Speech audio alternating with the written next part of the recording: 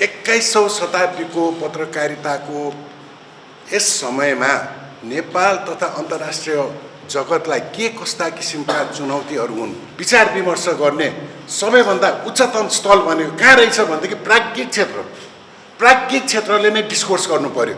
आज विश्वव्यापी रूपमा प्राज्ञिक क्षेत्रले जति प्राज्ञिक क्षेत्रले डिस्कोर्स गर्दा हार्वर्ड बनायो, कोलम्बिया युनिभर्सिटी बनेको हो, जिएनयु बनेको, त्रिभुवन युनिभर्सिटी पनि त्यसरी आइरहेको छ, पहिला पनि आएको छ र पत्रकारिताको जुन व्यावसायिकता त्यसै भएको छैन।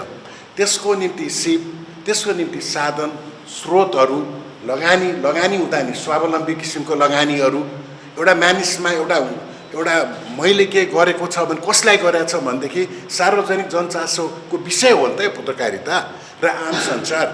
यस क्षेत्रमा हामीले हेर्नु पर्यो हाम्रो वैदिक सिद्धान्त हैन, हामी यो सनातन हाम्रो धर्म कर्म हाम्रो संस्कृति भएको मेरो भनाइ के भनेदेखि 10,000 12,000 वर्ष अगाडिदेखि सुसंस्कृत भएर आएको हाम्रो सभ्यता हो। अरूलाई प्रश्न गर्ने भन्दा अगाडि म ठिक छ कि छैन, मैले प्रश्न गरेको चाहिँ जायज छ कि मैले इम्पोजिसन गरिरहेको छु, यो यस्तो अविरल रूपले र कम मात्रामा हुने अन्तर्राष्ट्रिय यो अन्तर्क्रिया हो। Yesterday I was just thinking out there, I just wanted to say something about this interaction and I scribbled some points out there and also wrote small, let's say a poem. म त्यो तपाईको अगाडि चाहिँ वाचन गर्न मलाई मन लाग्यो के तपाईहरु अलि धेरै समयसम्म बसी पनि रहनु भएको छ, अलि रमाइलो पनि होस् भनेर। Discourse. Hark, the green meadow of discourse with wide lanes beckoning the radiant sun. Renaissance enthralls the conscience, nurturing young minds.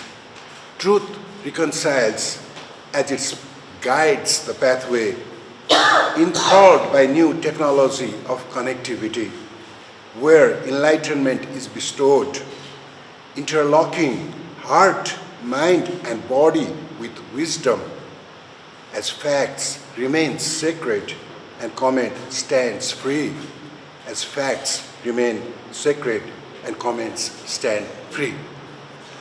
21औं शताब्दीको पत्रकारिताको यस समयमा नेपाल तथा अन्तर्राष्ट्रिय जगतलाई के कस्ता किसिमका चुनौतीहरू हुन् अहिले हाम्रा प्राध्यापक वर्गहरूले विशेष गरेर मानव अधिकार, आचार संहिता, कानुन, पर्यावरणका जुन सन्तुलन र लाइभलीहुड भनेर जीवनमा कसरी संगतिपूर्ण रूपले बच्ने सोशल मिडियाहरू, सामाजिक सञ्जालहरू, ब्रडकास्ट मिडियाहरू, इथिकल डाइमेन्सनहरू, रेडियोका कस्ता चुनौतीहरू, विभिन्न किसिमका जुन चुनौतीहरूलाई यति छोटो समयमा हामीहरूले यसरी छलफल अन्तर्क्रिया यहाँहरूको जुन प्रश्नहरू पनि आइरहेको छ, अहिलेको चुनौती यहाँले जुन प्रश्न नै गर्नुभयो यो क्रिटिकल मास हो।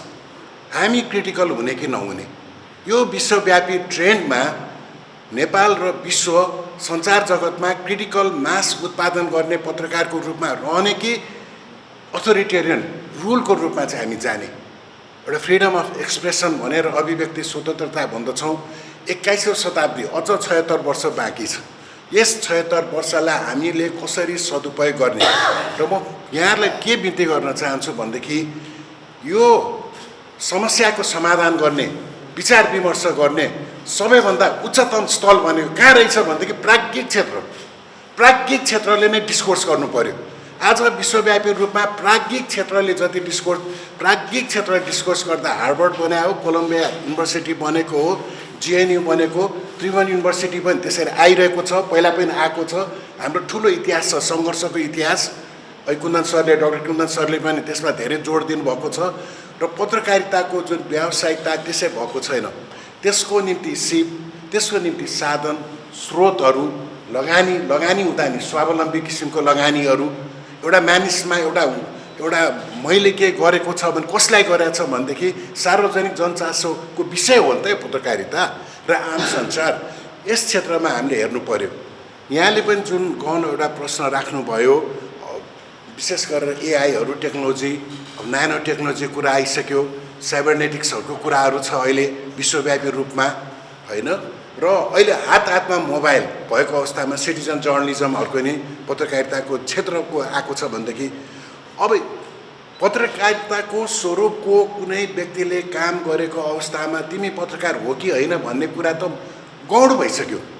मूलभूत प्रश्न त के भने सार्वजनिक जनचासोका विषयहरूमा चाहे त्यो डिजास्टर म्यानेजमेन्टहरू कुराहरू हुन्छ, मानव अधिकार उल्लङ्घन भइरहेको छ, कुनै प्रहरीले काहीँ पिटेको त्यो घटना राखेर उसले चाहिँ फेसबुकमा र वेबसाइटमा राख्न सक्छ भने होइन तिमीले पत्रकारले गर्ने कार्य त उसले गरिरह्यो नि त, एक्सेसिबिलिटीको पहुँचगम्य हिसाबले। यस क्षेत्रमा पनि हामीले ठुलो हृदय लिएर अब हामीले बहस गर्नुपर्दछ र अब यसलाई लिमिटेसन नन लिमिटेसन भनेर भन्दा पनि यो तेस्रो मुलुक पहिलो मुलुक भन्ने मात्रै छैन। अब विश्वमा यो न्यूनीकरण हुँदैछ। हेर्नुहोस्, आज पहिलो मुलुक भनेका विकसित मुलुकहरू उनीहरू आफै आत्तिरहेछ। उनीहरू किन आत्तिरहेछ भने हाम्रो दिल, हाम्रो दिमाग, हाम्रो विचार होइन, हाम्रो भावना, हाम्रो संस्कृतिलाई उहाँहरूले जबरजस्तो युवा पुस्ताहरूलाई आत्मसात गरेर सञ्चारको क्षेत्रमा समेत प्रयोग गरेर उहाँहरूले प्रयोग गरिरहेछ के। हामीले के बुझ्नु पऱ्यो भनेदेखि हाम्रो ज्ञान, हाम्रो सिपहरू, हाम्रो ज्ञान सिप भनेको ठिक छ बुद्ध जन्मिनु भएको 2568 हामी भनेर जुन भन्छौँ धेरै लामो धेरै ठुलो समय त होइन नि। क्राइस्टहरूको त भर्खरै 2024 को कुराहरू आयो।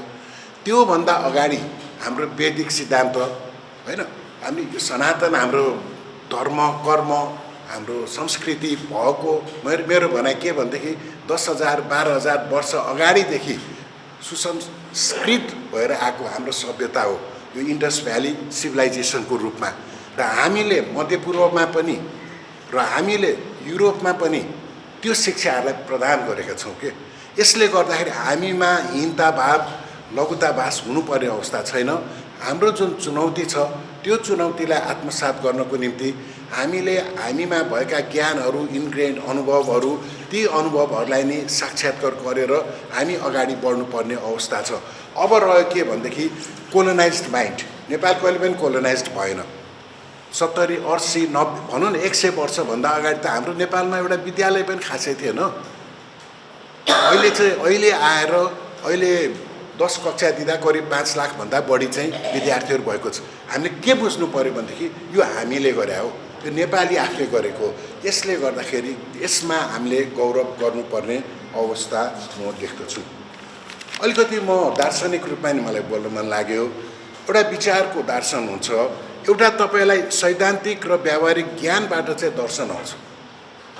यो जसरी हामी पश्चिमी सभ्यताको मात्रै कुरा होइन, चाहे त्यो इपिस्टेमोलोजी हामी भन्छौँ, चाहे त्यो हर्मेनेटिक्सको कुराहरू गर्छौँ, त्यो त कनेक्टिभिटी हो नि त।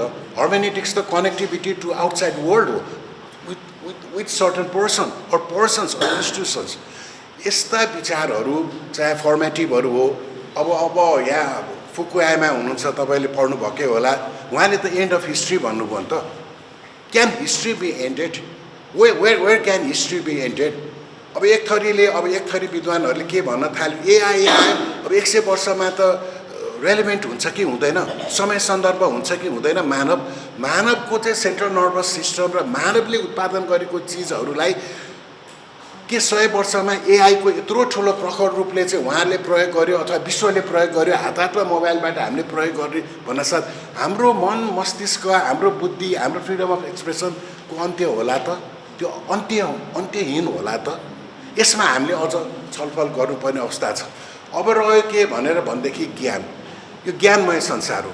यो एन्ड प्रोडक्टको रूपमा हामीले जब सूचना तथा सञ्चार जुन अहिले हामीले प्रविधिको धेरै नै कुरा गऱ्यौँ, आज पनि वार्ता गरिरहेछौँ, प्रविधि मात्र होइन, प्रविधि एउटा माध्यम हो। ठुलोमा के भनेदेखि हाम्रो एन्ड प्रोडक्टको रूपमा चाहिँ हामीले हेर्नु पर्दछ। यस हिसाबले हामीले चाहिँ विशेष गरेर अभिव्यक्ति स्वतन्त्रता, मूलभूत यो मुद्दा भनेको अभिव्यक्ति स्वतन्त्रता हो, मानव अधिकारको रक्षा हो। धेरै नै कभेनेन्टहरूको अनुबन्धबारे डाक्टर कुन्दन सरले धेरै भन्नुभएको छ, म त्यसमा धेरै जान्न चाहन्न। 1948 देखि आर्टिकल 19 देखि विश्वव्यापी र नेपालकै पनि हाम्रो प्रावधान, हाम्रो संविधानले नै हामीलाई रक्षा सुरक्षा गरेको अवस्थाहरू छ। यतातिर पनि हामीले दिनुपर्छ। अब रह्यो कोणीय दृष्टिकोणबाट हेर्नुहोस्, अब चाहे त्यो इजरायल र हमास प्यालेस्टाइन बिचको अहिलेको जुन चलिरहेको युद्धहरू होस्, चाहे त्यो ब्राजिलको चाहिँ एमाजोन डेजर्टहरूको चाहिँ विशेष गरेर डेजर्टिफिकेसनहरू होइन त्यत्रो जस्तो अक्सिजन हो विश्वको अक्सिजनहरू नोक्सान भइरहेछ सारा संसार आत्तिरहेछ 12 भलनरेबल स्थानको रूपमा चाहिँ नेपाल रहेको छ वातावरणको हिसाबले होइन 10 वर्षमा चाहिँ 1 डिग्री जति चाहिँ टेम्परेचर राइज भएपछि के हुन्छ भनेर भनेको छ दिल्लीमा यहाँले सुन्यो यहाँले 52 डिग्री सेन्टिग्रेड अब यसमा सञ्चारकर्मीहरूको भूमिका के मैले भन्न खोजेँ किन इम्पोजिसन अहिले सञ्चारकर्मीहरूले जुन एङ्करहरूले इम्पोजिसन गर्न थाल्यो भने उसले सञ्चारकर्मीको रूपमा प्रोफेसनली काम गर्यो कि गर्यो उसले आफूलाई प्रश्न गर्ने अर्कोलाई प्रश्न गर्नुभन्दा अगाडि